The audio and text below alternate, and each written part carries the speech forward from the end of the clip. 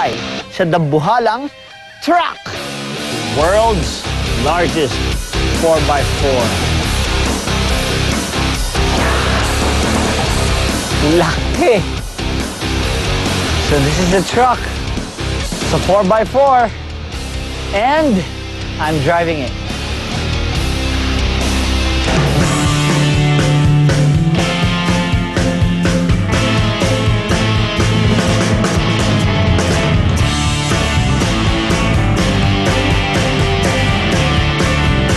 Bahagi pa rin ng showcase of Citrus ang Monster Truck Off-Road Eco Tour. Sakay ng dambuhalang buggy, malilibot ang kanilang rancho, gubat at latian. Ito yung buhay na sinasabi ko. Yung nakita nyo ngayon sa pag-ikot natin, yung meron kang farm, tas ganito lang, na-enjoy mo, na-enjoy ng pamilya mo, simpleng buhay, masaya kayong lahat, tas marami kayo napapasaya mga pamilya na naghahanap buhay para sa inyo at nabibigyan nyo rin sila ng tulong. Yan ang mga munting pangarap ko talaga.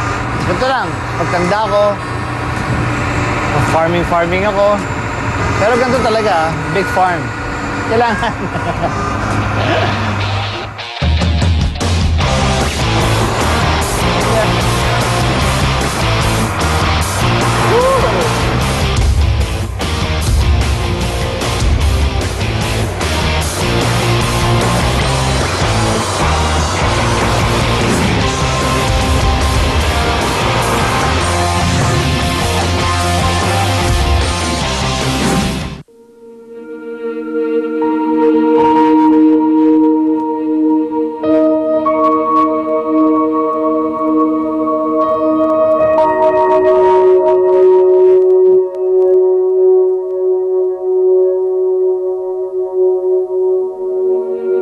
Ballooning o pagsakay sa hot air balloon ang isa sa pinaka-popular na activity dito sa Orlando, Florida.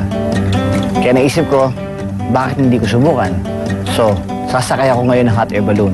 Tamang-tama. Practice na rin to para sa skydiving ko.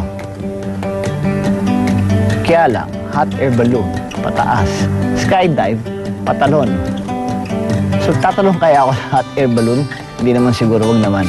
Kasi pag ganun, parang delikado na yan. Bahala na. Kahit marami na ngayong sasakyan na mas mabilis, mas moderno, at mas malayo ang kayang puntahan, matatag at matayog pa rin ang lipad ng mga hot air balloon. Sa lahat nga ng sasakyang panghimpapawid na pwedeng sakyan ng tao, ito ang may pinakamahabang flight history. Dahil halos 230 years na lumilipad ang mga hot air balloon since its maiden flight in November 21, 1783 sa Paris, France. So sabi nila, kailangan daw umagang-umaga ginagawa itong pagsakay sa hot air balloon. Kasi sa umaga raw ang pinakamalamig na temperatura kaya mas masarap sumakay. Kasi siyempre kung sasakay ka naman ng tanghali o sa hapon, siguro malakas na masyado ang hangin din, tsaka mainit. Kaya kita mo lahat sila, nagdadatingan isa-isa. Kaya na unang-unang dumating kami pa lang, may kasama kaming dalawang van.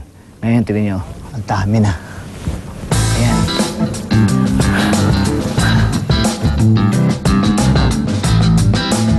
Taon-taon, humigit kumulang 10,000 turista ang sumasakay sa hot air balloons sa Orlando. Tamang-tama raw kasi ang klima at topografiya dito para lumipad sakay ng lobo. Pero itong araw na to yata ang exception to the rule. Hi, Jason Aga. Nice to meet you. Nice to meet you. Good morning. Good morning. Good morning. So we're flying today? Huh? We're having a look at the weather is what we're doing. Okay. Yeah, the one thing we can forecast is the wind and the rain. The fog is a difficult one to forecast. What we're doing is we're kind of on a holding pattern as the sun rises. Hopefully some of this fog burns up. In the area. So we're still okay right now? We're watching it very closely. Okay. Yep. Thank you. See how one of these things work? Yeah, sure. Yeah. Okay, why don't you come up here? I'll let you go. Hop up here, my man. Okay.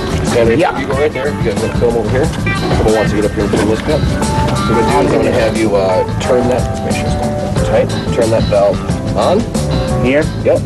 Turn that valve on. Okay. So now we've got fuel running up into the burner. Incidentally, these burners right here, to give you an idea, to cook an egg on your stove, Yes. take about 15 to 20,000 BTUs. these burners will produce over 30 million BTUs per burner. So I'm gonna have you turn this valve, okay, activate that. I'm just gonna kind of crank it. Get your thing, fire it up. This would be a whisper burner, so pull that down and pull it back down. Just keep doing that. We'll get rid of it. So who's using this basket? Okay. We're running low on fuel on the computer. You want more? I'll give you more. Ang pinakamalaki at pinakaagaw pansing part ng hot air balloon ay ang envelope. Ito na rin yung mismong lobo na nagtatrap ng heated air para umangat ang balloon aircraft. Gawa ito sa reinforced nylon at may coating ng polyurethane o silicone sa loob. Para mabuo ang envelope, pinagsasama-sama at tinatahi ang vertical fabric strips na kung tawagin ay gore na binubuo naman ng tunnels. Sa tuktok o crown, matatagpuan ang parachute valve.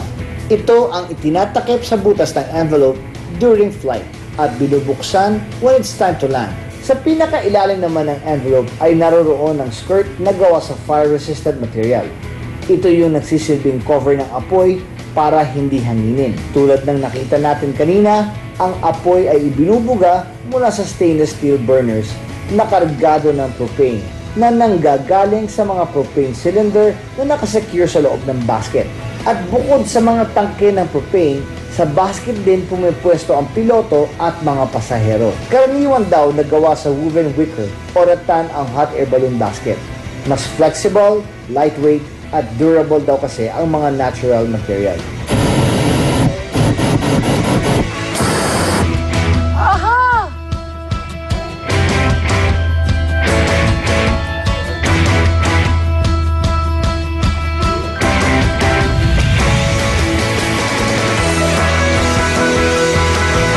FAA has regulations, and for safety, there has to be visibility, so we can't go up.